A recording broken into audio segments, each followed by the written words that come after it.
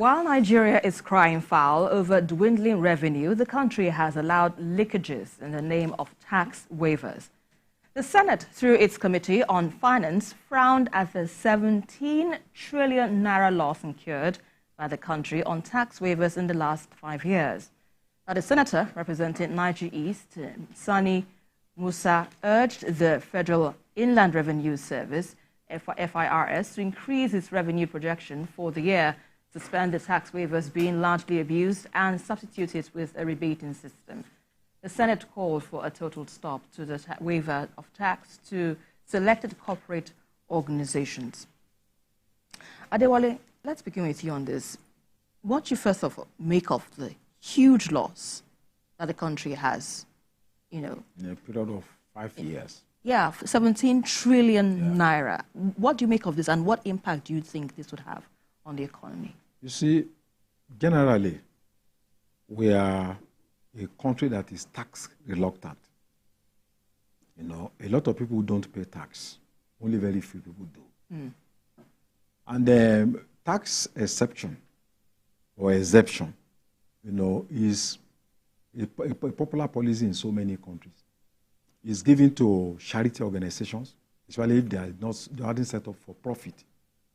And it's also given to certain companies, maybe at the initial stage, or when they run into stormy waters, right, as a temporary measure for that, company to stabilize. But in a situation we are talking about 5 years of continuous tax exception for institutions that are declaring profit almost every year. So I think it is time to review. We know the times are tough, but I think we also need this tax. It's part of corporate responsibility. Without tax, you cannot deal with meeting social services. And for a country that is indebted, right, we need to increase our revenue generation capacity. So I think I support what the federal government is doing, the Senate, the order, because we are targeting 19 trillion.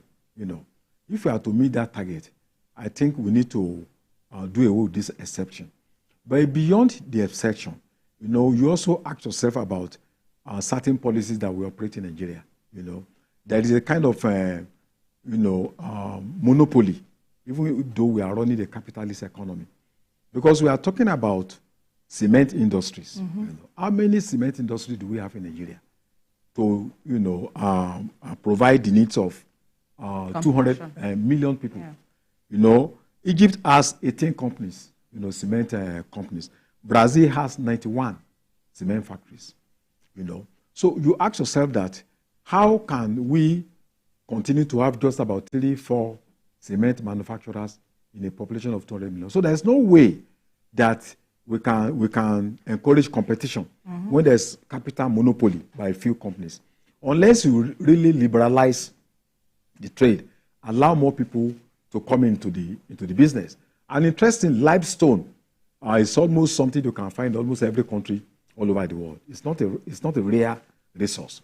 So I think it is time for us to let more people. I wonder what each region, Western region, Eastern region, what they have been doing since 1999, that they cannot build cement, because housing is a major need, in any country, fundamental. So I think we need to look at that tax exception.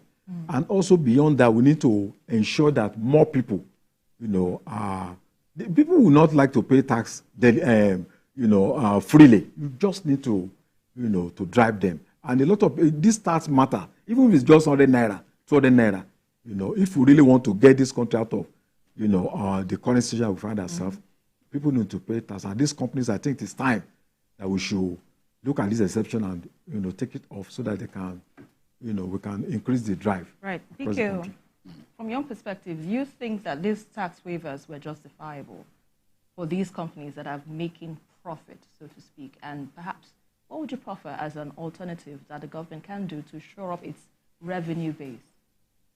This issue had been there for so long. Okonjo-Iweala complained once about some fiscal policies being induced by the charming relationship that some people have, some business people have with the people in government. It determines what kind of taxes they pay, waivers, import duty waivers and all that. And it's economic sabotage for people in government to feel like they have to give favors to their friends, people who finance their campaigns and all that, to the detriment of our country. That's why we are where we are. Because you introducing waivers upon waivers. Even the Senate complained about this same thing last year. I remember reading about this thing last year. And what the Senate did at that time was to look at what we had lost in 3 years at that time. You can't continue to give waivers to people who are already beneficiaries of a feeding bottle economy that we are practicing in our country. All of the big people that you see, a good number of them are beneficiaries of huge government patronage. Somebody is building a company somewhere, government will go out of his way to provide him with even foreign exchange that he needs. And at the end, you are still giving them waivers upon waivers. Make the environment competitive for everyone. Right. If I was a cement producer, for example, you given waivers to Dangote, you didn't give me. That's unfair competition. Right. You've already given him an advantage over me. And in the pricing war, I can't compete with him by the sheer size of his company and the fact that at the end of the day, because he's getting waivers, what he commits to production may not be even anywhere near what I will need to commit. Yeah. I know that in a kind of economic transition that we are going through, you will need to bend over backwards. You need to come up with some measures that will relieve businesses of some of the burdens that they are carrying, relieve even individuals of some of the burdens that they are carrying. But it's the abuse that they are complaining about. It's the abuse. Even the decision to let NNPC and the rest of them build roads is also being abused because it's not free. You're giving them some form of tax holiday because they've undertaken to fix roads. At the end of the day, if you thoroughly investigate, you see that there's no transparency in the real sense of the word, because what they did not commit to building those roads, they are going to tell you that that's what they have spent. At the end of the day, you remove it, you net it out of the quantum of tax that they are supposed to pay. The country has been shortchanged. You get the logic. If you claim that you spent 8 trillion, that was just an illustration on a road project, and in exchange for that, you get a tax holiday, but you have actually not spent 6 trillion. Who is the loser? It's Nigeria. That's the point that they are making. They are not saying that giving tax waivers is wrong. It happens everywhere. People come up with fiscal policies that they believe can help the economy to grow. But the problem in our country is the abuse. There's so much abuse that people can sit somewhere and forge the signature of a president and take out more than $6 million. Where is that done? And they got away with it. What can be done to correct these anomalies in our system? No, what I agree with them that the waivers are too much. We are looking for money. We are borrowing money all over the place, like someone possessed. We need to see how much we can make. There are too many leakages in the system. Right. The avenues through which our resources are leaking, they are numerous. A serious government will come and block those avenues. You don't have to create new taxes. But if you make the collection of taxation more efficient, more money will come in.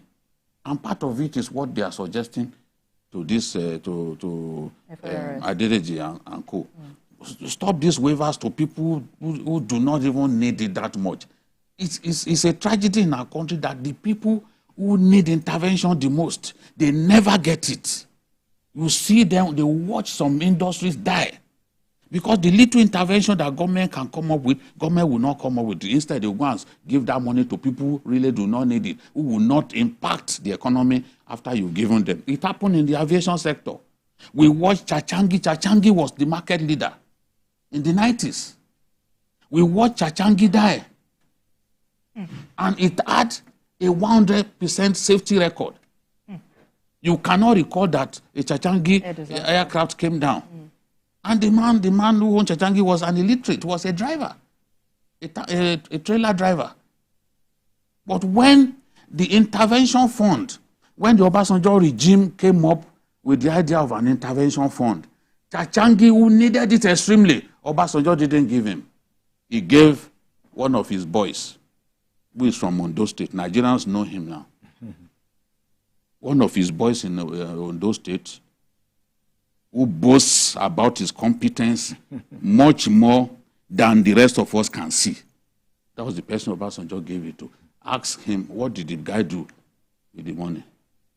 He went and set up a bank in one of the West African countries with an intervention meant for the aviation sector. So this is what happened. When I criticize Obasanjo, they say Jide hates him. Why won't I criticize him? He deserves it thoroughly. Because some of the things that happened at that time shouldn't have happened. Right. So this is the thing. We will not be selective in criticizing people. If Tinubu does things that we don't like, we will criticize him. There's no president too big to be criticized.